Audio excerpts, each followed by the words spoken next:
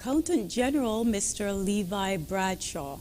The focus of discussion will be the national budget as an instrument for delivering a stronger and a safer future.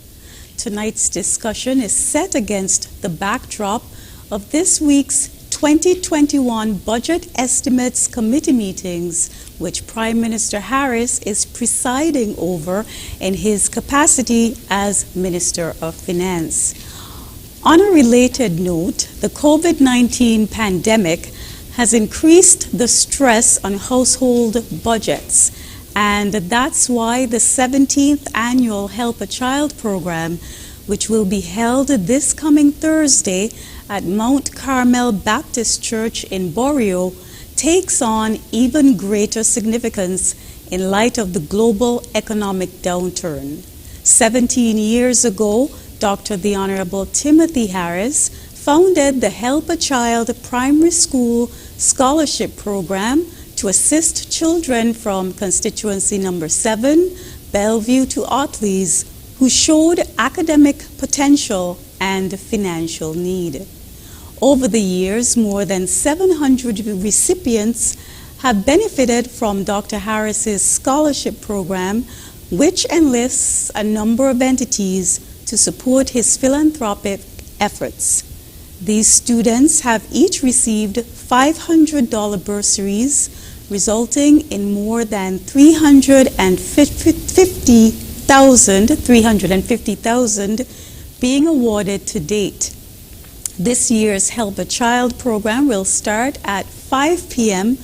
on Thursday, October 22nd, under the distinguished patronage of Dr. the Honorable Timothy Harris, and we invite you to attend or join the live stream on social media to cheer on close to 100 students who will receive their financial awards and the chance at a stronger and safer future.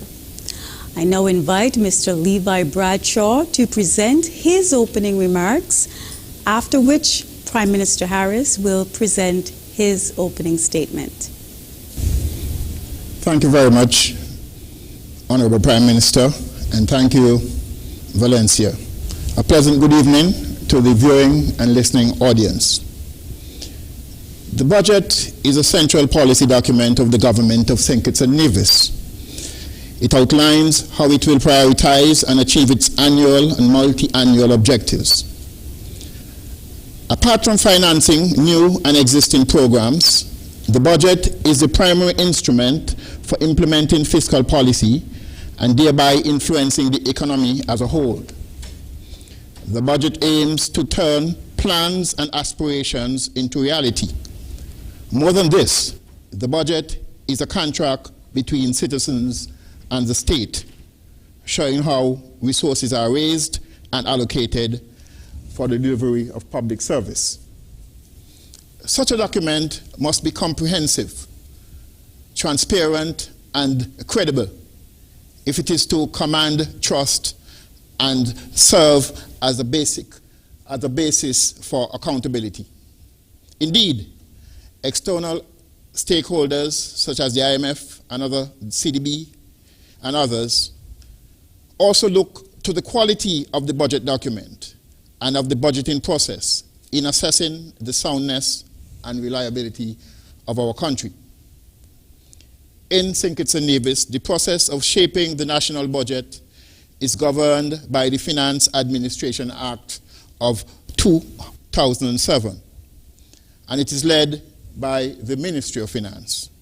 There are other bits of legislation that provides support for the framework, including the Procurement and Contract Administration Act. The formulation and preparation of our national budget draws together the contributions from line ministries, public officials, and civil society organizations, and from citizens themselves.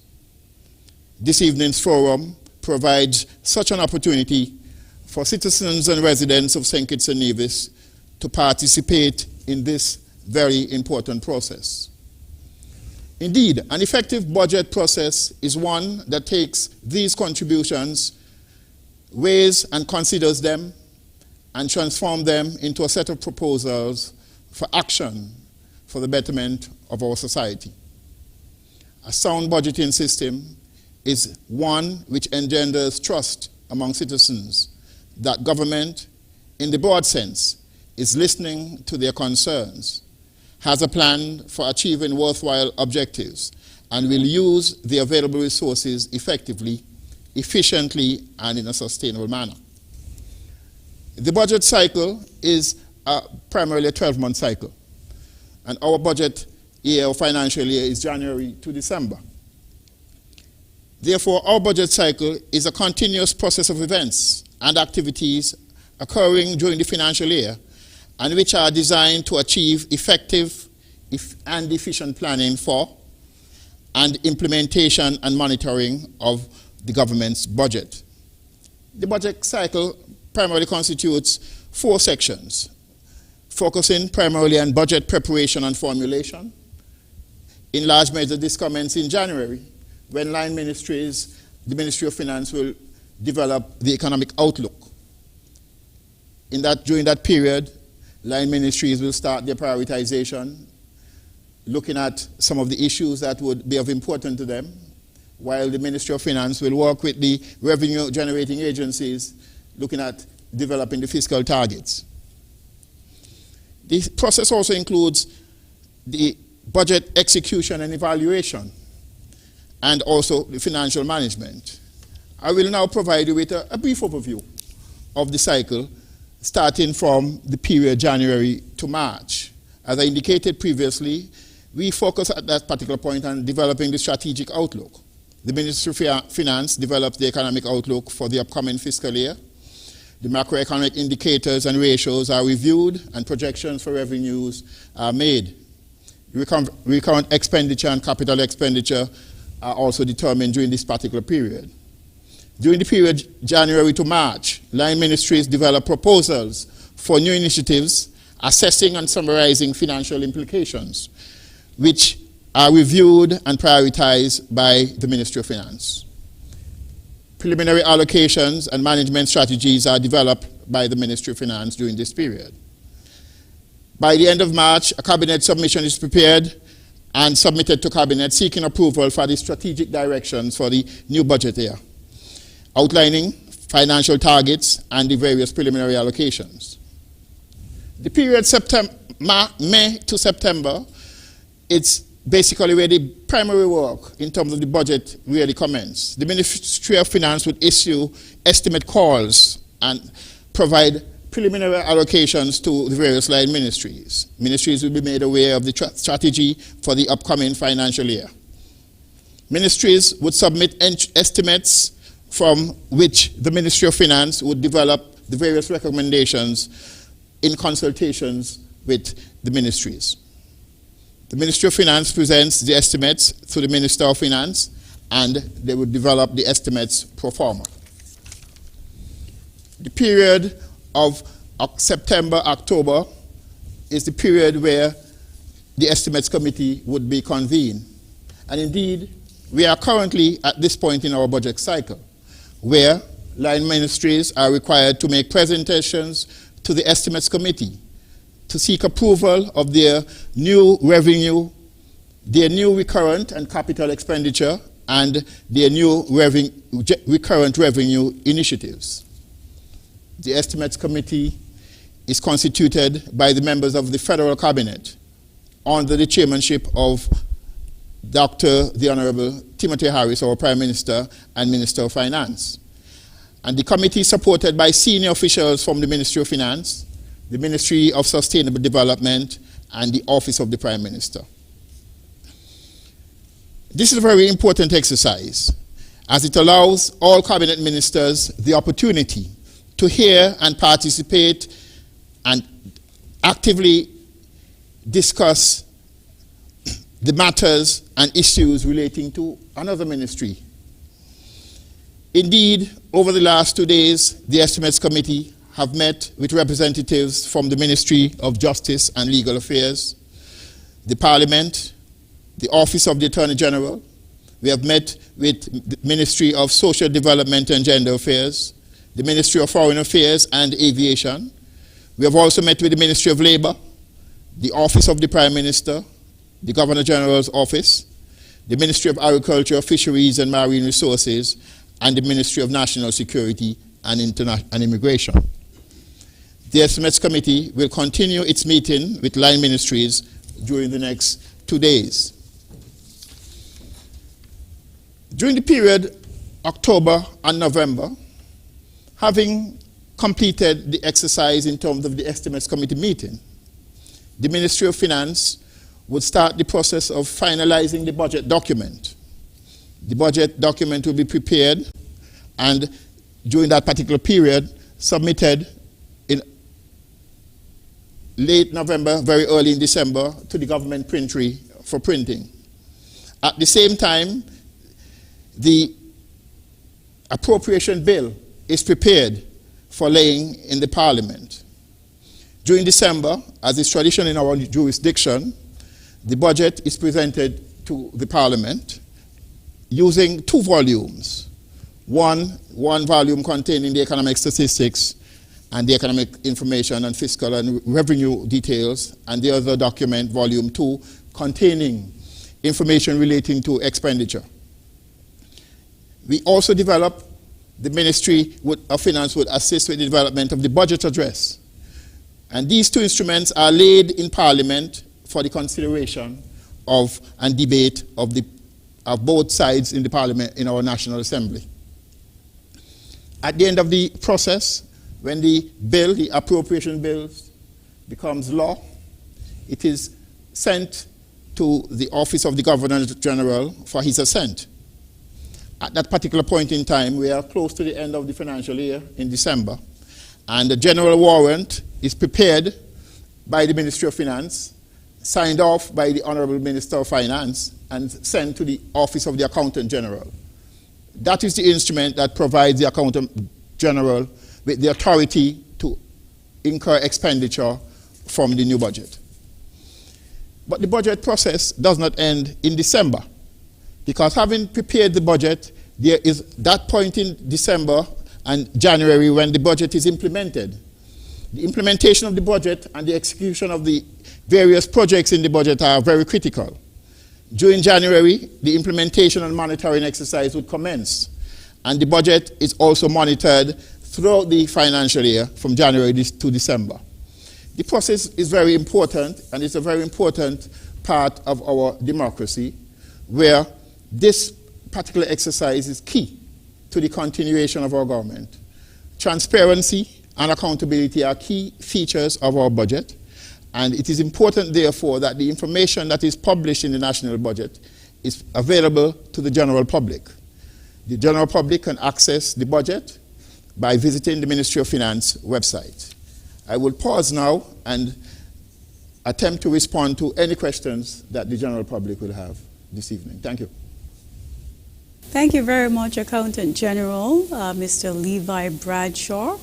We will take a break, and then when we come back, we will proceed with the program. The Honorable Prime Minister isn't here as yet, but he will be shortly. And you don't want to miss his opening remarks as well as other discussions by him, because the Honorable Prime Minister is due to make an important announcement concerning whether there will be any VAT days for 2020. So I'm sure that you definitely wouldn't want to miss that. So I will give you the phone numbers to call, and then we'll take a break. When we come back from the break, the Honorable Prime Minister will make his opening remarks. The call-in numbers are 869-466-2666, 662-8674, 767-4765, and our overseas line is 239-645-4500. Questions can also be sent via WhatsApp to 869-661-5683. However, first preference will be given to those who phone in to the program. We'll take a break, and when we come back, you will hear from the Honorable Prime Minister.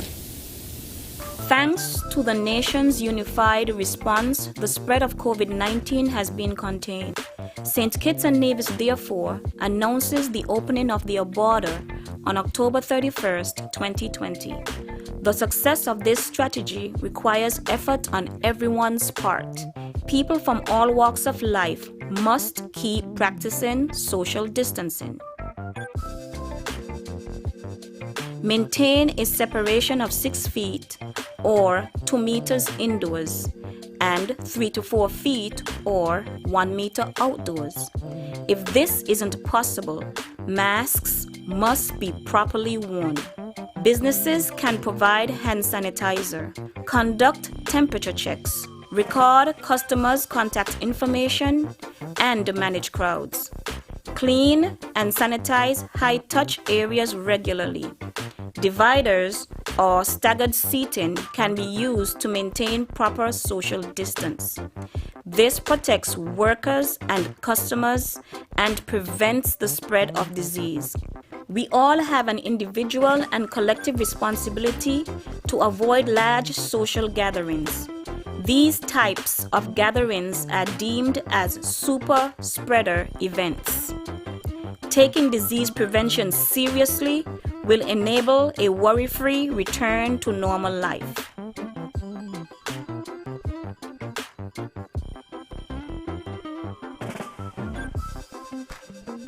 Thanks to the nation's unified response, the spread of COVID-19 has been contained.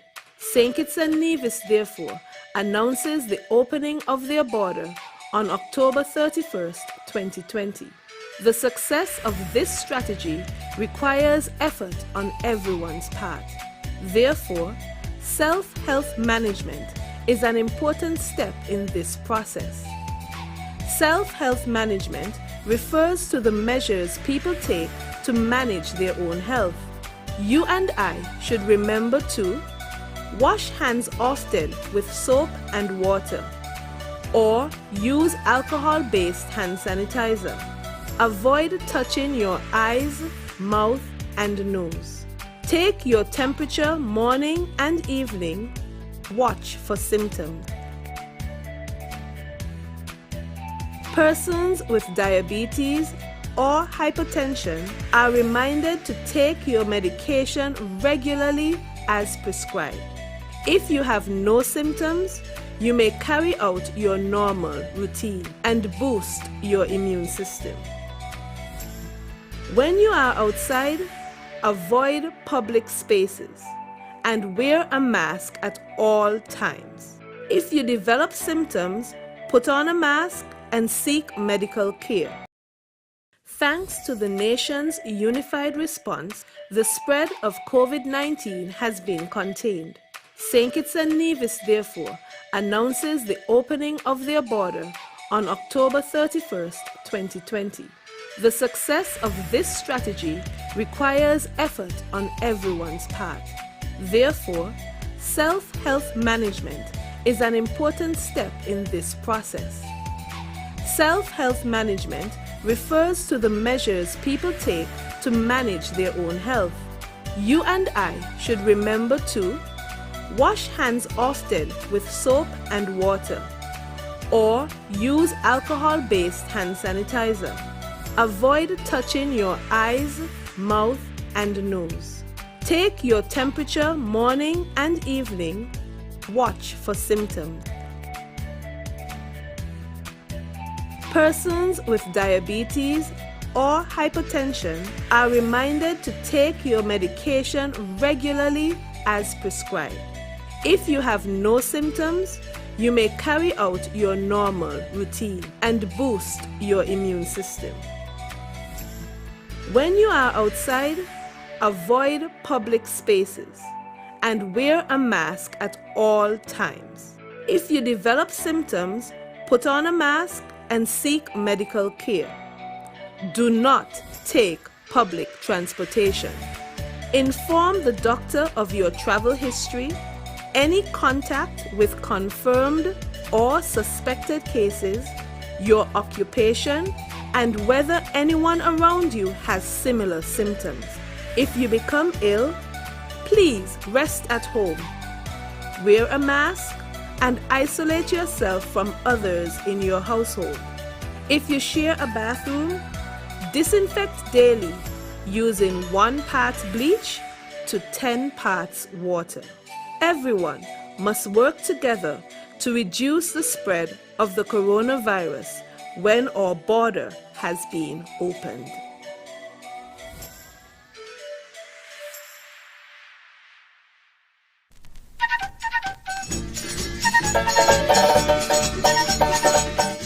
My name is Carla Astafan, and I have been a potter for over 20 years. I know it's a very difficult time for all of us in the industry, but this time has given me the opportunity to really rethink the whole operation. It's given me time to do other things, to do my pottery. I'm trying to stockpile on my work. To my brothers and sisters in the tourism industry, this is a time to look towards the future. This is a time to examine what you have been doing, see what new things you can do, how you can diversify, how you can innovate, plan ahead. So with proper planning, we will all be prosperous in the future.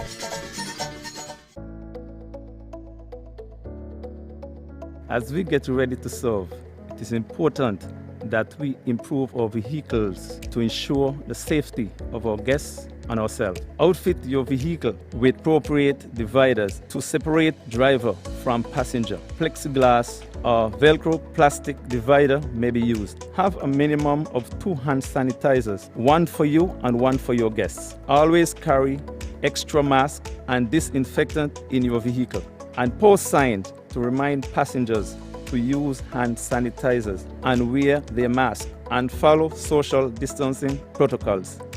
When providing a service, it is important that the hands of the passengers are sanitized before entering the vehicle.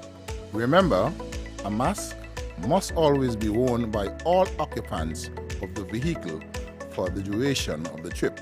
At the end of the trip, remember to wish your passengers a good day. Ensure they have left no personal items behind and sanitize their hands.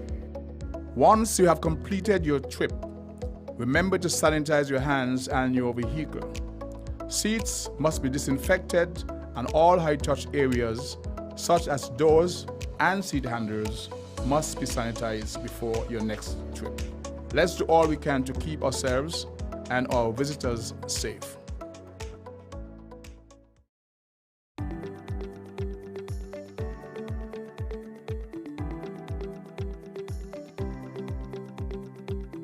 We are all in this together. And we all have a part to play to keep our island COVID-free.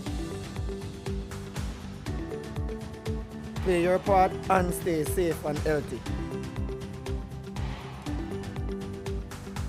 Our borders will soon be reopened. Get ready.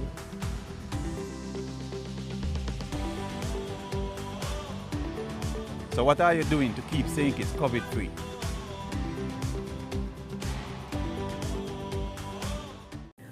When you feel a sneeze or a cough coming, try to prevent sneezing or coughing into your hands, as this will contaminate your hands and spread germs. Covering your mouth prevents the spread of germs. You probably knew that, but the way you cover up also matters. And that means breaking a habit you've done all your life. Cover your mouth and nose with flexed elbow or a tissue, not your hands. Discard the used tissue in an appropriate bin immediately. Then, wash your hands with soap and running water to help stop the spread of germs. Turn on water. Wet hands. Apply soap and lather up. Focus on washing your hands for at least 20 seconds. Wash the front of your hands, the back, between fingers and around the nails. Rinse hands under running water. Use something clean to wipe your hands, preferably a disposable paper towel. The best way to wash your hands is using running water and soap, but sometimes we don't have that available. When not available, use hand sanitizer that should have at least 60% alcohol content. Your health is your responsibility. This message was brought to you by the Ministry of Health, St. Kitts.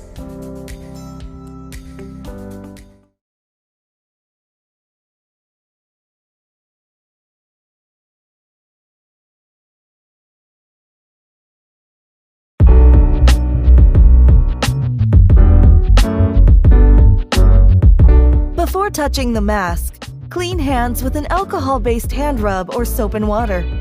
Take the mask and inspect it for tears or holes. Orient which side is the top side, where the metal strip is. Ensure the proper side of the mask faces outwards, the colored side. Place the mask to your face. Pinch the metal strip or stiff edge of the mask so it molds to the shape of your nose. Pull down the mask's bottom so it covers your mouth and your chin. After use, take off the mask. Remove the elastic loops from behind the ears while keeping the mask away from your face and clothes. To avoid touching potentially contaminated surfaces of the mask, discard the mask in a closed bin immediately after use.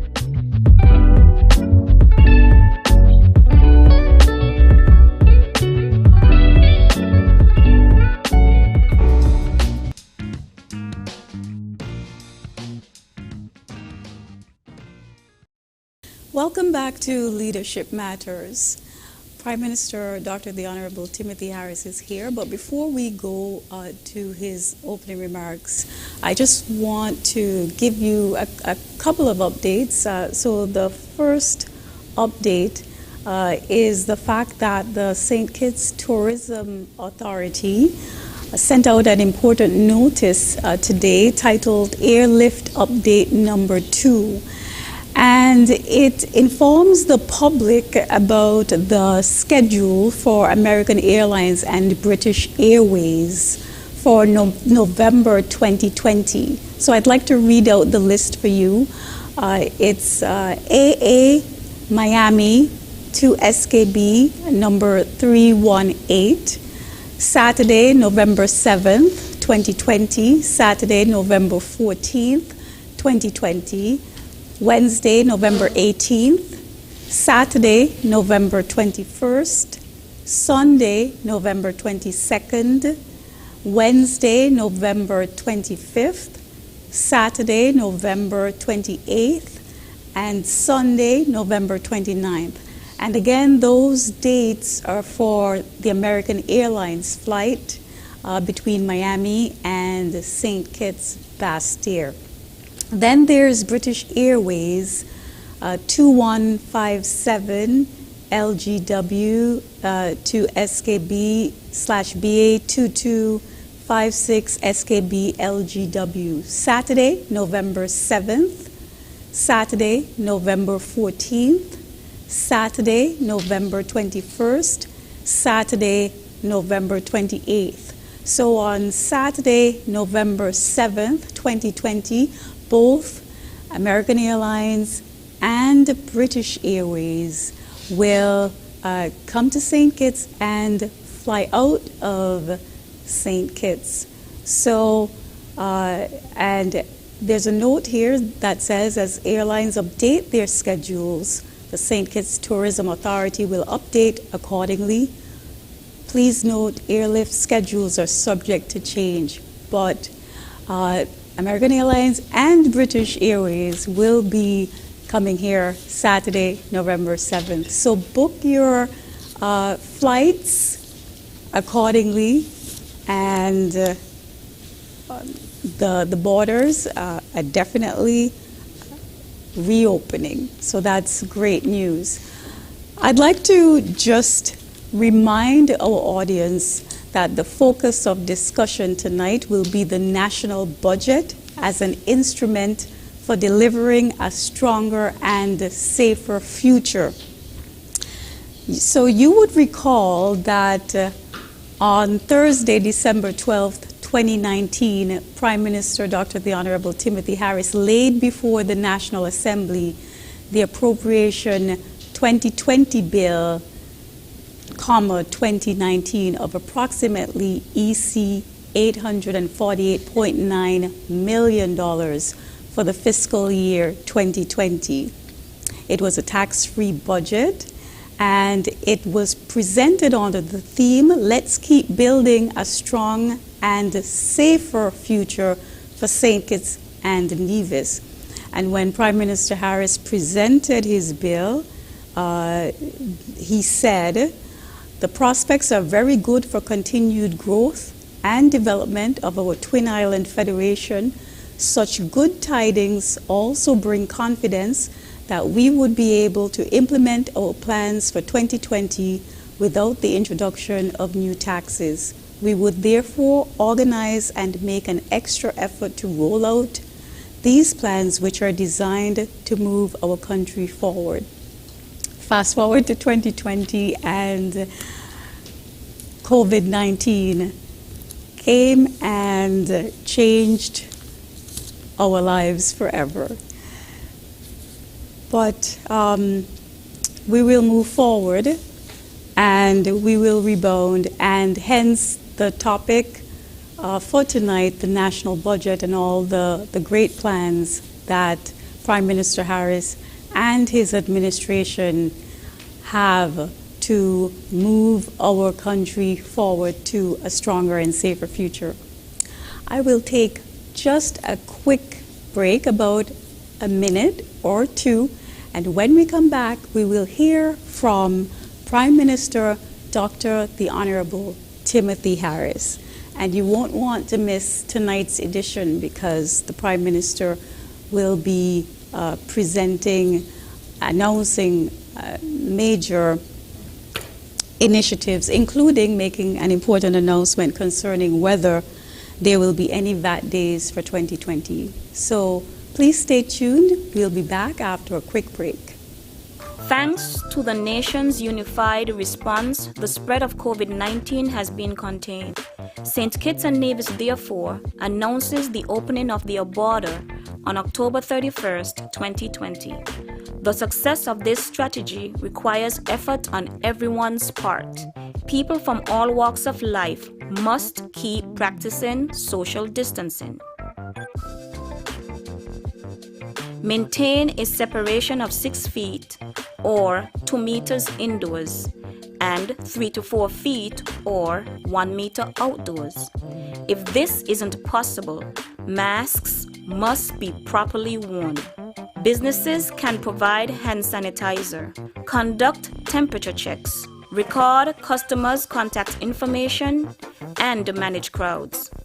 Clean and sanitize high-touch areas regularly.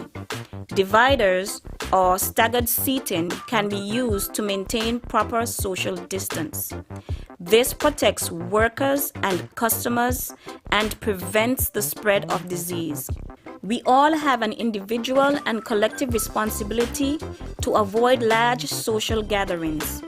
These types of gatherings are deemed as super spreader events. Taking disease prevention seriously will enable a worry-free return to normal life.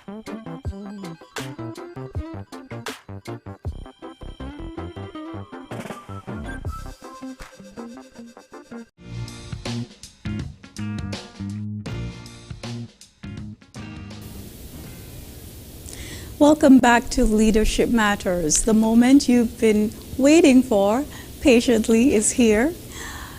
Prime Minister Dr. the Honorable Timothy Harris will present his opening remarks. Thank you very much, Valencia, and let me extend greetings to all who are listening or tuning in any way to this edition of Leadership Matters. I want to thank in particular those who week after week stay tuned to the developments in the country via this important program. And I recognize and salute all those in Radioland and yonder afield who are tuning at this time. During the course of today and before that yesterday, the Cabinet has been engaged in a very important exercise of public accountability.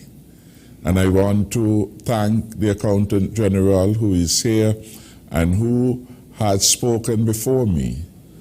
Like me, he was a critical part of the conversations which took place over the last 2 days, and I thank him for making himself available tonight to be part of a public education program and issues to do with budgeting and the role of budgeting in the development and implementation of a national program.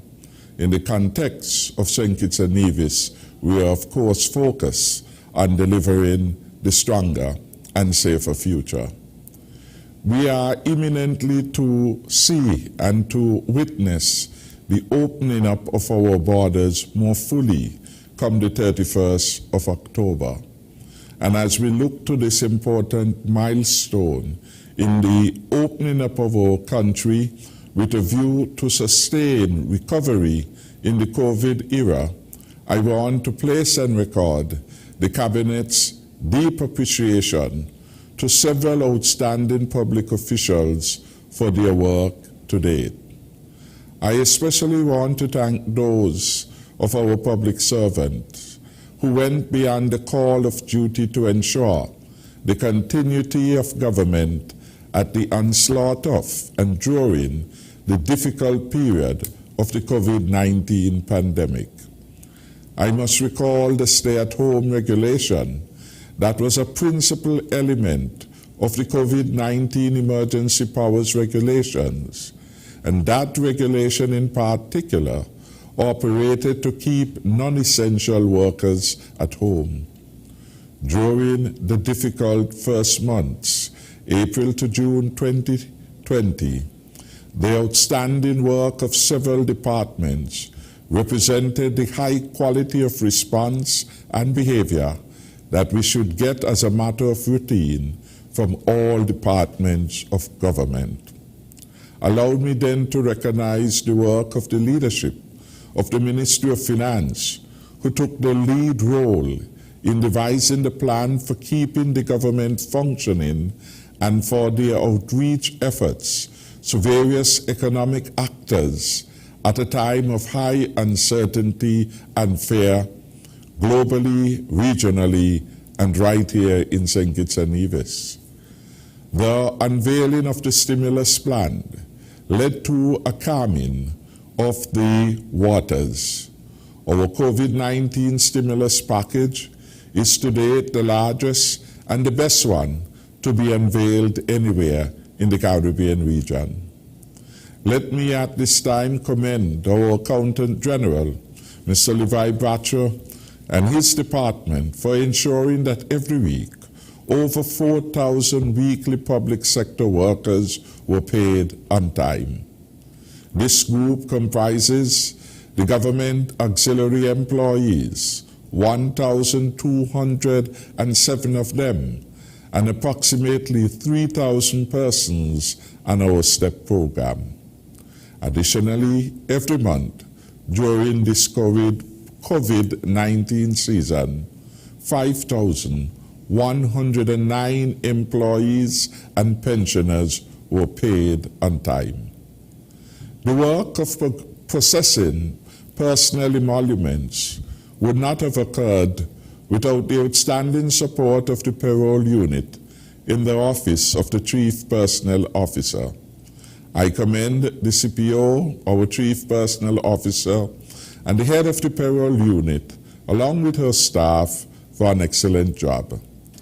Equally, I must commend Mr. Emil Green, the Chief Executive Officer of the STEP program, and his staff for excellent work.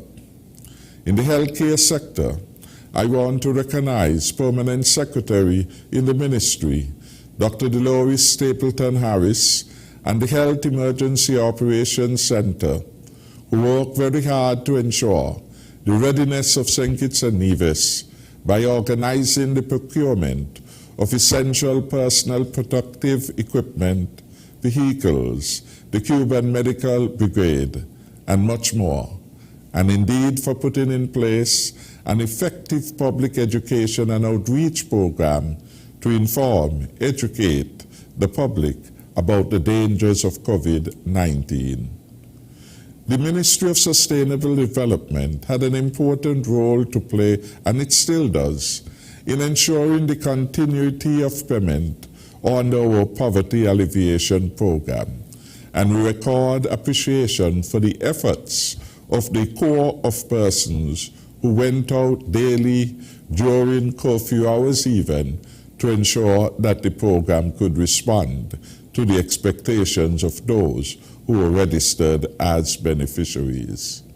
So far, we have paid $23 million in PAP payments over the period January to September 2020. By year end, the expectation is that this amount would reach a high $31.1 million.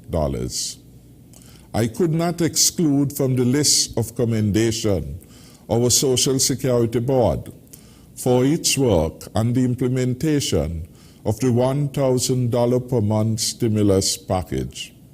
Some $23 million have been paid to citizens and residents, and at its peak, the payments to over 8,000 persons who benefited under this particular program. Several persons have reached out to me and have expressed tremendous gratitude for this monthly stimulus payout from the Social Security Board. It has been most helpful at a time of their greatest need and financial challenge. It has helped many persons to keep their heads above water, to put food on their table, pay their rent, among other things. The Labor Department, of course, has been critical to the processing of severance claims. It has so far processed just over 700 such claims. The Office of the Attorney General should be commended for its work, particularly as it relates to the provision of the Emergency Powers COVID-19 regulations. Those regulations have kept us safe and secure over the last 7 months, approximately, of COVID-19. The government promptly went beyond the call of duty to ensure that the SROs were gazetted and made publicly available. I commend also our Health Emergency Operations Center and the National Emergency Operations Center for their sterling work. I could not end the list of commendation without reference to the IZ for its superb work in the delivery of real-time updates on COVID-19. Personal emoluments are a significant cost to the government, and we have to contain these while we achieve greater value for money. So far, total disbursements from January to September have totaled $218 million. By year end, the government would have spent just about $300 million in payroll-associated costs. Importantly, this government has not laid off one person to date, in spite of the dramatic reduction in our tax collections. We have really been an excellent example of what a good employer should do in times of emergencies and pandemics. For the 2021 budget, we have already significantly increased expenditure on personnel and employment costs by our policy decision, 1, to regularize the government auxiliary employees, and 2, to bring qualified step workers, nigh 3,000 of them, as part of our GAE pool in a phased way, starting with the step workers working with central government. The associated costs are not only wages and salaries, but include Social Security costs, 1% severance levy, 3% social service levy, and we can go on and on. This will be one of the most significant additions to recurrent revenue in 2021. All of us must work harder to make this bold and new initiative a success. I want to thank the special committee that is working so very hard to bring this initiative smoothly in place.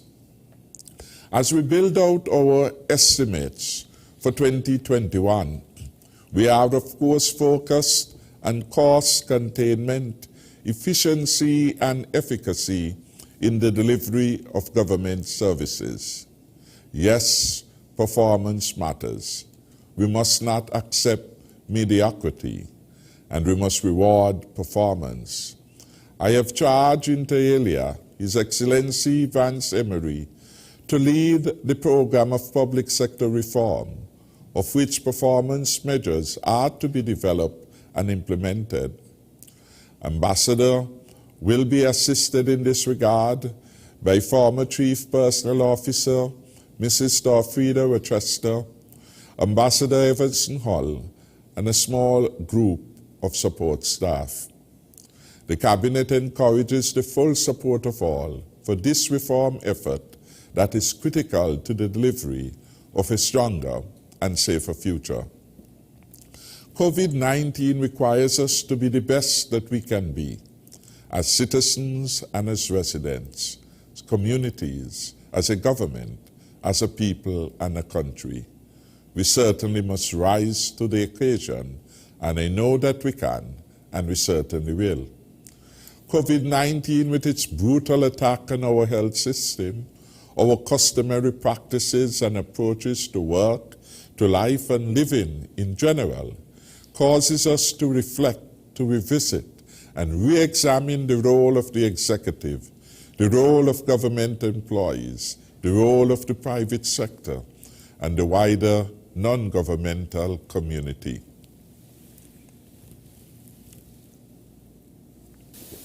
It has caused us to determine what are the critical matters that we must address to secure a stronger and safer future. Our strategic priorities for 2021, which will be embodied in our budget, would involve the protection of the poor by ensuring the continuity of our large array of social safety nets. We shall preserve our PAP, that is our Poverty Alleviation Program, with strict compliance to the household criteria. We shall preserve our support to parents through the stipend to e-child in early childhood. We will continue our social services support with the voucher and other programs. We will protect our women and girls from abuses of all types. Our school children will receive support from the SELF program, free dental care, the waiver of examination fees, etc. And certainly, for those with the entrepreneurial zeal, we will provide through our Fresh Start program support to micro, small, and medium-sized enterprises. We have in St. Kitts and Nevis, I am advised, the most comprehensive social safety net programs in the Caribbean, the most and the best. And we can add the vital contribution of Social Security in supporting over 800 persons with non-contributory benefits, that is, benefits for which they would not have contributed. These include non-contributory invalidity payments, old age pensions to those who would not have made the necessary contributions, payments of disablement benefit. For the last 2 years, 2018 and 2019, about $6 million were paid each year to such persons. Support for our health system in our efforts to defeat COVID-19 will be maintained in the 2021 budget. But equally, we shall introduce measures to contain and reduce non-communicable diseases, NCDs, and we shall ensure the provision of enhanced care for those with underlying health conditions and heart issues. Our 2021 budget will address these serious issues. In education, we will step up the build-out of our technical vocational education program and will infuse ICT in our schools and indeed in the wider society. We shall never shirk from our responsibilities to keep our people and country safe, protecting our borders and hardening our resilience to disasters. We have done very well in reducing homicides to record lows over the last few years. From a record high of 36 homicides in 2011, we are now at 7. We of course hope that this number will go to 0. We have trained over the last 5+ years the largest number of police officers, both as recruits, and have provided advanced training at home and abroad for several more. We shall continue to support law and order and citizen safety and security in our land, and we will strengthen our programs of rehabilitation of our prisoners. And indeed, we shall continue the program of prison reform. Our peace program, or peace initiative, will showcase real results from the real work, and those who are in the program will be evaluated for compliance with high standards of behavior and the contribution to the advancement of our beloved country. We will restore the economy to full health over the next 3 years. Of course, this starts with the opening of the economy in a safe way, and that is exactly what we have been doing. We will have a very targeted approach to the marketing of St. Kitts and Nevis in traditional tourism source markets and indeed in new markets. We shall prioritize the build-out of our capital projects in 2021, focusing on those with the highest economic impact. You shall see innovations in the transformation of our CBI program, the build-out of alternative energy, the expansion in agriculture and our fisheries programs, increasing opportunities for our young people, to name a few. We are a government for and by the people. We therefore welcome the input of our listeners and viewers. We solicit ideas on how we can bring more revenue into the government treasury and save the costs of unnecessary expenditures. I invite you, if you have ideas and suggestions, to send them to our press secretary, Valencia Grant at 762-1558, or you can also use telephone number 661-1136. Let me, in closing, on a very good note, extend sincerest well wishes to our new centenarian, Mrs. Ruby Thomas of Pitcairn Street, Newtown. She has now joined the exclusive club of those of our citizens to have reached their century. I gather that she is now 100 years old. I wish her every good health and God's grace. And I want to thank all those who have been showcasing her with love and kindness. On a sad note today, we, as it were, brought Cabinet to an early end to allow members of Cabinet to personally extend their condolences to the family of Albert and Emile Elms on their passing, and to record my government's appreciation for the outstanding work, both as professionals and citizens of St. Kitts and Nevis. My special thank you to the thousands at home and abroad for listening to Leadership Matters every Tuesday at 8 p.m. on ZIZ Radio and TV, and through, of course, a number of social media platforms such as YouTube and Facebook and Twitter. Your interest and feedback are well appreciated. Our press secretary did indicate that I shall make an announcement with respect to the matter of VAT days. That matter has come up repeatedly Tuesday after Tuesday. I did promise last week that the matter will be deliberated at our next cabinet sitting. We did in fact discuss that, and yesterday we determined that for 2021, the government of St. Kitts and Nevis will accord 1 day designated as VAT Day. On that day, as is the norm, the VAT payable on goods will be at 5%. So it is a special day in which the VAT rate is discounted, and it covers a range of items. Importantly, with respect to vehicles, the first 50,000 and the cost of a vehicle will be absolutely VAT-free. Beyond 5,000, you pay the full 17% VAT. There are other initiatives which the government and the cabinet yesterday, in fact, agreed to assist persons in having a better December than would otherwise be. And so the usual concessions on imports into the country are now available for the upcoming December season. Details on these will be made available by the press secretary tomorrow. In closing then, I want to thank the people of St. Kitts and Nevis for the opportunity to serve as the country's Prime Minister and to bring the best of my abilities to serve the country in humility and love. I look forward to your questions, your suggestions, and your proposals for 2021 and beyond. Thank you very much. Thank you very much, Honorable Prime Minister.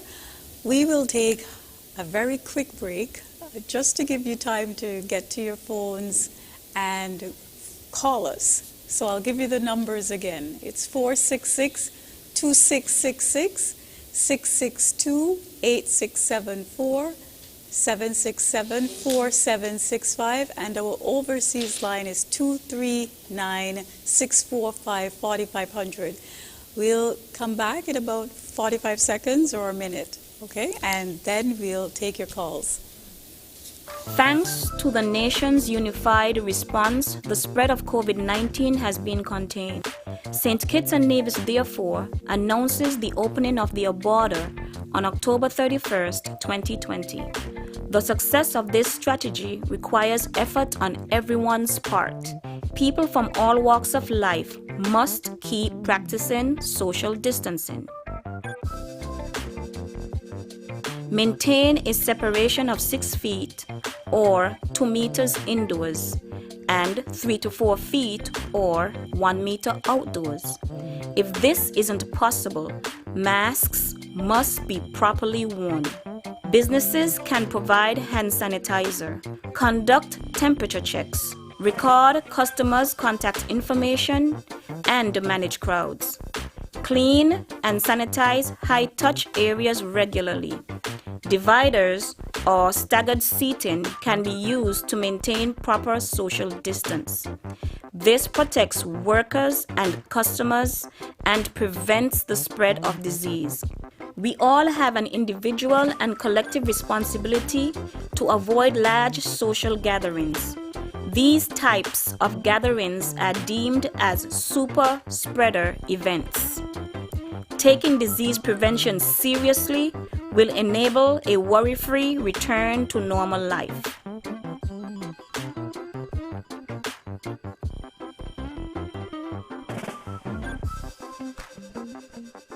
Thanks to the nation's unified response, the spread of COVID-19 has been contained. St. Kitts and Nevis, therefore, announces the opening of their border on October 31st, 2020. The success of this strategy requires effort on everyone's part. Therefore, self-health management is an important step in this process. Self-health management refers to the measures people take to manage their own health. You and I should remember to wash hands often with soap and water, or use alcohol-based hand sanitizer. Avoid touching your eyes, mouth, and nose. Take your temperature morning and evening. Watch for symptoms. Persons with diabetes or hypertension are reminded to take your medication regularly as prescribed. If you have no symptoms, you may carry out your normal routine and boost your immune system. When you are outside, avoid public spaces and wear a mask at all times. If you develop symptoms, put on a mask and seek medical care. Do not take public transportation. Inform the doctor of your travel history, any contact with confirmed or suspected cases, your occupation, and whether anyone around you has similar symptoms. If you become ill, please rest at home. Wear a mask and isolate yourself from others in your household. If you share a bathroom, disinfect daily using 1 part bleach to 10 parts water. Everyone must work together to reduce the spread of the coronavirus when our border has been opened.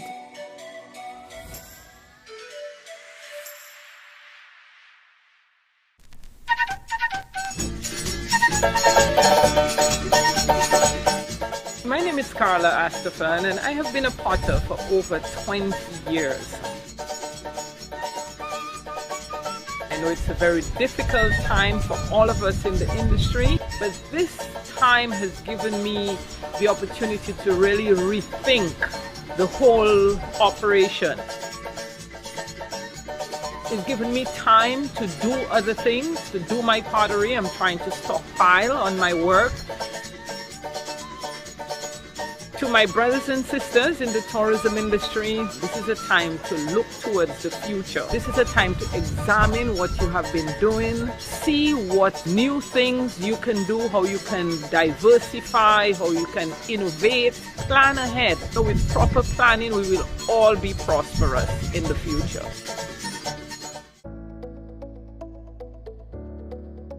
As we get ready to serve, it is important that we improve our vehicles to ensure the safety of our guests and ourselves. Outfit your vehicle with appropriate dividers to separate driver from passenger. Plexiglass or Velcro plastic divider may be used. Have a minimum of 2 hand sanitizers, 1 for you and 1 for your guests. Always carry extra mask and disinfectant in your vehicle, and post signs to remind passengers to use hand sanitizer.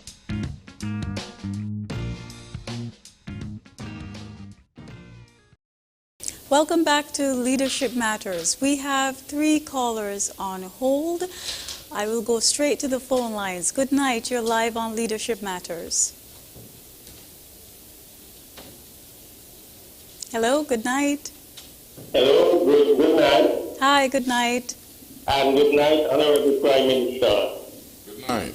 Yes, and good night to the folks home and abroad, California. Mr. Prime Minister, a couple of questions. One, could you give us an update on the civil service reform? Because honestly, Mr. Prime Minister, me as a civil servant is not happy with the service that we provide to the taxpayers that pays us.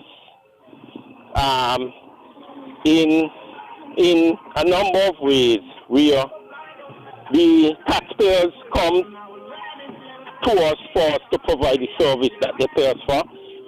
Many of the time, Mr. Prime Minister, we take way too long to provide them with the service that is needed.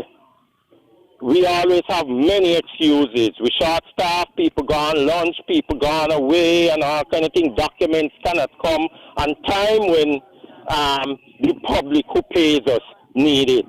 That is very, very, very lacking in the service that we provide. The other question is, Mr. Prime Minister, can you give us an update on the $500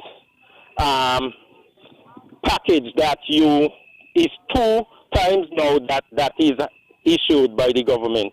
And many of us, Mr. Prime Minister, who work in way under $2,400, who have in, like me, who have in 26 years, Mr. Prime Minister, I have applied twice for it and can't get it. And they can't tell me no reason why I can't get it. 26 years and I am not even $2,400. And I find as a taxpayer and a voter, I find it very insulting and very embarrassing. The other thing, Mr. Prime Minister, is concerning, you get a lot of complaints, the Labor Department. We have heard many, many, many cries. And the public itself would like to see some improvement in the efficiency of the Labor Department. People got many, many, many complaints with that department. And like so many other departments in government. And as I said earlier, we are not providing the service that we ought to give urgently to the taxpayers that pays us. The other thing is, could you give us an update on the raise and the grade in salary for civil servants? Because, Mr. Prime Minister, you know that is as old and maybe older than Brinston Hill, the grade of salaries in the civil service. It's very, very low, and it's in that situation for too long, and I have been told by my minister, Ms. Akila Byron, that the government is working on an upgrade of the civil service salaries, because you know that is as old as the Stone Age. Again, Mr. Prime Minister, I'll be listening to hear those answers from my questions. Thank you, caller. Good night, caller. You're live on Leadership Matters. Good night. You're live on Leadership Matters. Good evening, Mr. Prime Minister and Mr. Accountant General. It's a pleasure having you all back once again. A week ago or thereabout, the Honorable Prime Minister of St. Lucia mentioned that the country of St. Lucia was out of money. I hope we're not in that position. But just as a matter of interest, what is there in the 2021 budget, or what plans you have to ensure that we as a country do not end up with hand and glove before the steps of the IMF sometime in the future as a result of the fall off in foreign exchange from whatever sources, tourism or whatever, because we'd not like to be in a position that we were in put there by a former Prime Minister who was fiscally irresponsible. That's one question. And quickly, listening to the Accountant General's presentation before you arrived, Mr. PM, I got the impression that at the end of the year, say 2020, December 31st, everything, all expenditure ends.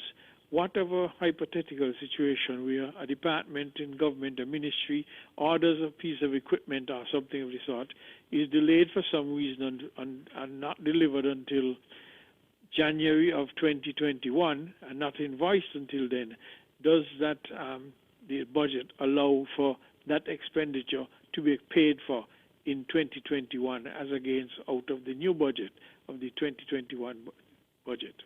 Thank you. I'll listen off here. Thank you, caller. Do we have other callers on hold? Good night, caller. You're live on Leadership Matters. I think we have 4. Good night. Good night, Leadership Matters. Good night. To the Honorable Prime Minister, and good night to the Accountant General, Mr. Bradshaw. Mr. Prime Minister, I want to thank you for continuing this program, Leadership Matters. As you see, more and more persons are listening, more and more persons want to know what's going on with the country. And every Tuesday, you make it your business to be present. So I want to commend you on that. I also want to commend you and continue to keep us safe as the border open on the 31st, as we see you continue to show leadership matters in your ministry by putting things in place. The budget has already been rolled out, and it's plain to see that what transpired in 2020, it will only get better under your leadership in 2021. What I would personally like to see is a quicker turnover where when a budget is being allocated for a department, when they request items, they can come forth faster. So that's something that I think that you could liaise with your PS in terms of the releasing of funds to Ministry of Finance that you are over. That seems to be a problem throughout this year. And going into 2021, we want to see a faster turnover. I'm not sure how things going to go in terms of housing, but you know everybody else wants a low-income home. I know you're stress on businesses, large businesses to get involved into housing. But is there any plans in terms of more housing to be allocated to persons? Continue to do a good job and continue being safe. And this is the boy, Bucky Bucky. I always got it. Thank you. Good night, caller. You're live on Leadership Matters. Good night. Good night. Good night. Amy, I'm the Colin teacher in some large project living Sandy Point. I work at the military, the company. This is my concern. Hello? Hear you. Move away from your TV set or radio. Just speak into the phone, please. We can hear you loud and clear. Go ahead, please. Continue. Good night. Okay. Yes. Good night. Good night. So this is my big concern. I get in an accident in Old Road, the 21st of August, 2020. The accident about the stone flying through the bus window, and it's very hard on me. I work for the military defense force, no compensation, no one look out for me or anything. It's very hard. I'm on sick leave over 2 months now. I am not getting anything, so I would like this to be addressed. Every day I go down to try to see the Prime Minister, but it's so hard. Every time I get in, stay downstairs, I will call you. I would like to be this to be addressed, please. It's very hurting. I'm on sick leave. I don't have anything to help me. I would love this to be addressed. I would love to speak to the Prime Minister, please. Thank you, caller. I'm very sorry to hear about your accident, and we wish you a speedy recovery. Thank you very much. And I will be on sick leave until next year. That's how bad it is. And I really need some help. Thank you very much. We will make arrangements for sure to get you in touch. Okay? Thank you. Thank you for calling. Thank you. Yeah. Good night, caller. You're live on Leadership Matters. Please Hello, good night. Yes, good night. Yes. Please, I'm hearing a feedback. Sorry, before you continue, I'm hearing a feedback. So please move away from your TV set, radio, computer, and just speak into the phone, please. Okay, no problem. Good night at the head table. Hello? Good night. Yes, we can hear you. Just speak into the phone. Yes. Good night at the head table. Prime Minister, this is Yannick Warner here. This is Yannick. I just want to commend your government that doing an extremely good job for the country and for the people as a whole. And I want to ask a question that if they allocate money, housing, because housing is an issue in this country. So I just want to know if they allocate money for housing in this country for young people like me in the 20s or the 30s or in the 40s. So I would like to know that for housing. I'd like to ask your next question that pertaining for the budget. What in the budget for young people and a whole to empower them and not give them a hand out, but to get a hand up. So I would like to know what the budget for 2021 and 2020 for young people and a whole, like for scholarship, for housing, want to own their own vehicle and a whole, because young people and a whole like to be empowered. Because young people just need a start, Prime Minister. They need a start. Most young people like me, we need a start. You understand? I just want to tell you that. I just want to tell you that if you're going to make a decision not by fear. Make a decision by courage. So I just want to just tell you, maintain courage. You understand? And I just want to know that to just always, Prime Minister, always touch and make a difference in young people's life. No care who it is, just make a difference in young people's life, because I apologize. We lost our caller. Thank you for calling, Yannick. We have heard what you have said. Okay, we have 3 callers on hold. Good night, caller. You're live on Leadership Matters. Good night, Mr. Prime Minister. Good night. Good night, everybody else today on the table. I was listening Thursday all day in the House Assembly with passing the bill. People just say all politicians are right, but all is not alike. Because whenever you was telling the former Prime Minister about land, he said that you sell more than him, and you tell him he sell more than you. Back and forth, I was saying that. They're listening to everything, you know. That's how they could listen to you. And I know that if you will sell more than him, you have to pay for the land, Simmons pay. And how much are we going to pay? Because you turn around and say 1 million something for claim land in Kenya and almost a lodge. If I wrong, tell me I wrong. They got about 11 grand. And they say one coming that I talk on the street. So me mother work in the shade. My father work in the cane. Me turn around work in the cane. Sometimes me leave all at 5 o'clock and reach back 6 o'clock and me so free. When the people them gone home, walk out the cane and now read the cane. Me still in the cane. 3 are we. And nothing because me not got nothing to this house.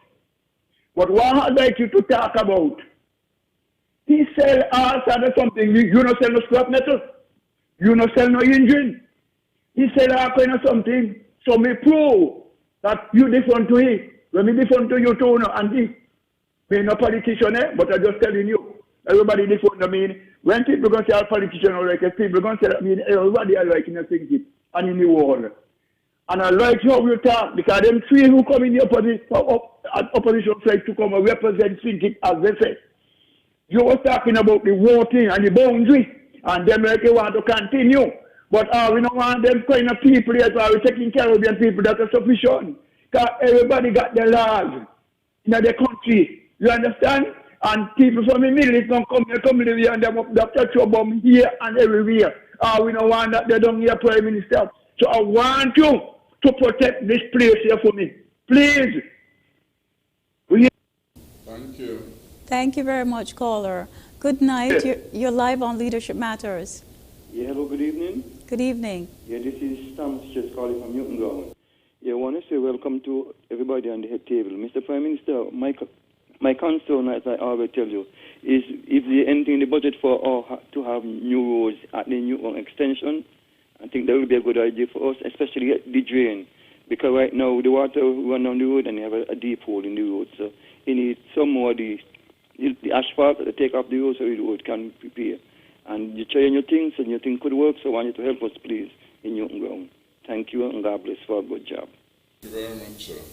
Thank you, caller. Good night. You're live on Leadership Matters. Hello? Hi, yes, good night. Yes. Good night, Valencia. Good night, Good night. Mr. Bradshaw, and good night, Honorable Timothy Harris. This is Grant. Valencia, let me start with you. Every week you make this program so sweet and so nice.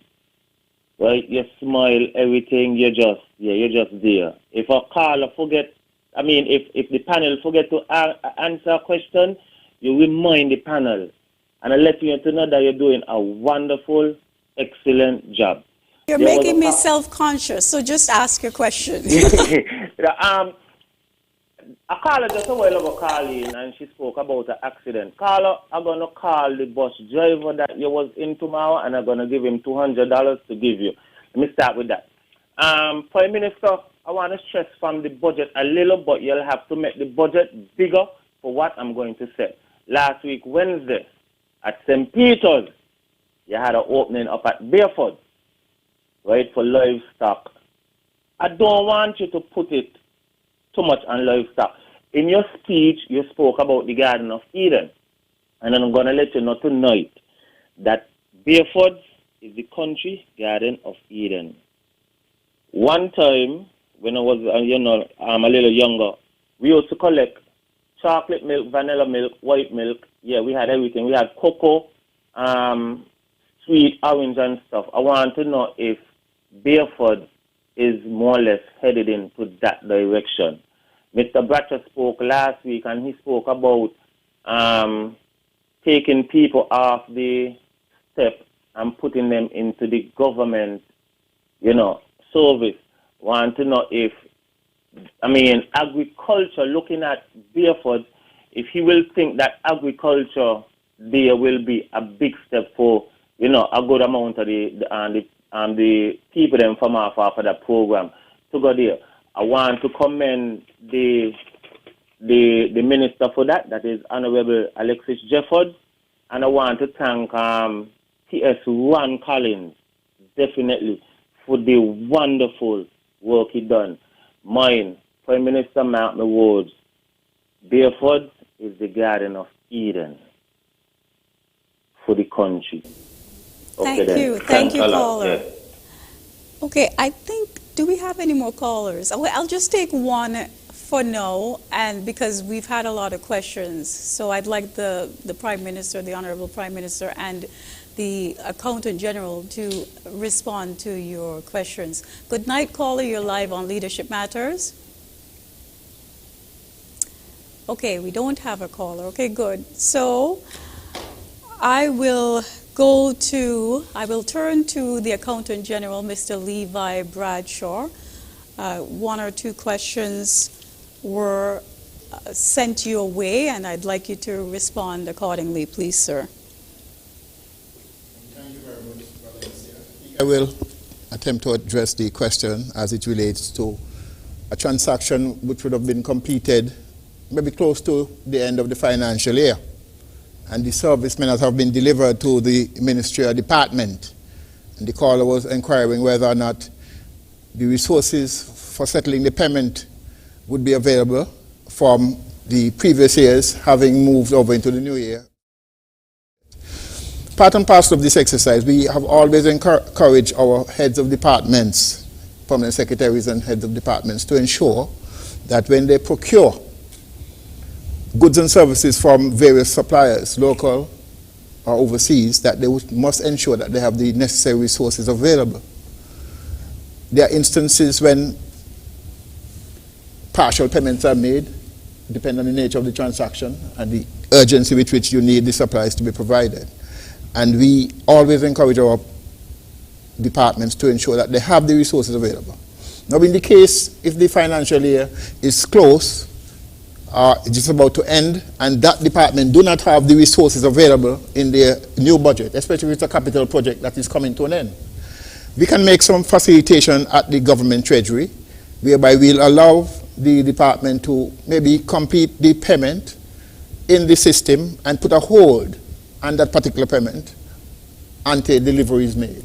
So an accommodation can be made. However, if it's an ongoing activity, if it's something that you're purchasing, a computer or some paper or something, and the department will have resources available in their new budget. The fact that the commodity or the supply was not delivered in the financial year in which the order was made, we know that it will be used in the new year, and we would urge that the particular department to pay for that particular transaction from the new resources of the new budget. So it's a case-by-case basis. If it's an instance where there is no budgetary allocation available to that particular ministry department for the coming year, then we will provide some accommodation to ensure that they can meet the obligation to the supplier when the supplier would have met his obligation to the department. I would want to maybe attempt to address the question that I think Carlton would have raised as it relates to the grades and upgrades of salary Prime Minister. And we just want to urge Mr. Brown to note that the government would have just recently reassigned and put again to the head of the table the whole issue of public sector reform. And Ambassador Amri has been charged with that particular responsibility.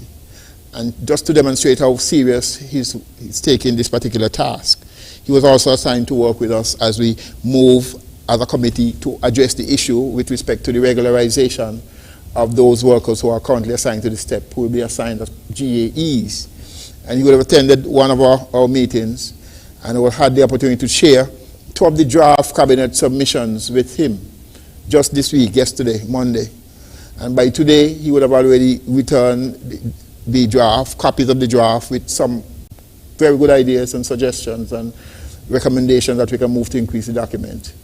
I just gave them to him yesterday, and by this morning when I turned up for the estimates committee, he was there handing back both of them to me. It indicates to me that he is serious.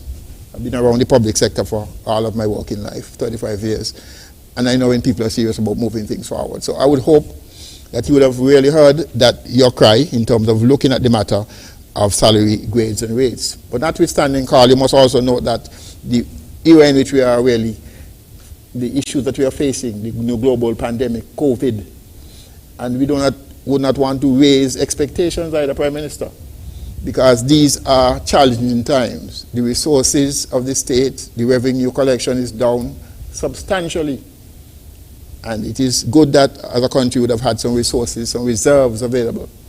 So we are able to meet the obligations on a day-to-day basis, but as you look at the numbers, every morning is less in the kitty.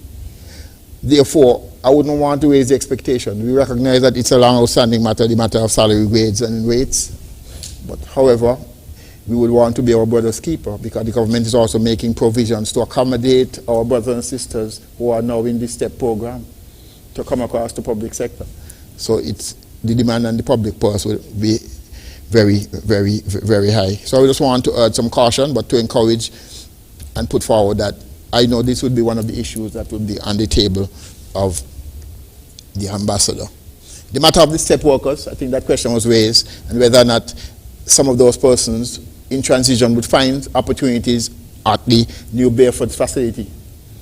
I see that as an excellent idea, and I strongly feel that that would be an opportunity and an area that we can deploy some of those persons to really build out. You know, I remember as a boy growing up and attending Care High School, visiting Barefoot's farm and, you know, the cows and the milk and so forth, the dairy component and so forth. And, you know, I think the initiative is a good initiative, and I'm certain that there will be opportunities for persons who are assigned to the STEP program. Thank you. Thank you very much, Mr. Accountant General.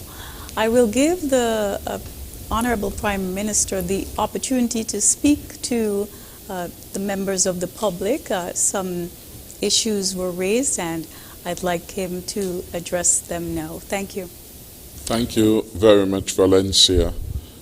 The Accountant General gave a good response to the issue as it relates to public service reform. It is an ongoing work, and it is going apace. There are several elements to that, one of which the Accountant General is leading a committee with respect to regularization of those who once were described as non-establishment workers, and now we are also dealing with the regularization of the STEP program. That is 4,000 plus persons are intended to be added to the government payroll. It will be the most significant adjustment in parole to have taken place in a lifetime in the government service. And so that is a work that requires deliberation, that requires careful consideration, and I'm happy that that effort is being led by Mr. Levi Bradshaw, our Accountant General, with a diversified team of persons. What I intend to do is to ensure in the not-too-distant future we can have Ambassador Emery and the Chief Personnel Officer to be on this program to give some ideas or at least an update on how that particular activity is progressing. I would say to you, like the Accountant General, I too am assured that Ambassador Emery will deal with this in a full and comprehensive manner, and the fruits of his labor will be seen and evidenced by a more efficient public service. You spoke to areas of improvement, and I'm quite certain if we take department by department, we will be able to identify how service delivery can be improved. And so we welcome that conversation. It is something that we have to discuss honestly and frankly and have open minds to new ways. And that is in part why we're here tonight, to get ideas and suggestions. At times we can identify the problem, but better yet if we can go the next stage to say this is a problem, this may well be a good solution to that problem. So improvement in service delivery is an important aspect of public sector reform, and indeed performance measures are intended to ensure that we get the kind of service quality, the kind of value for money from all of our public servants and their departments.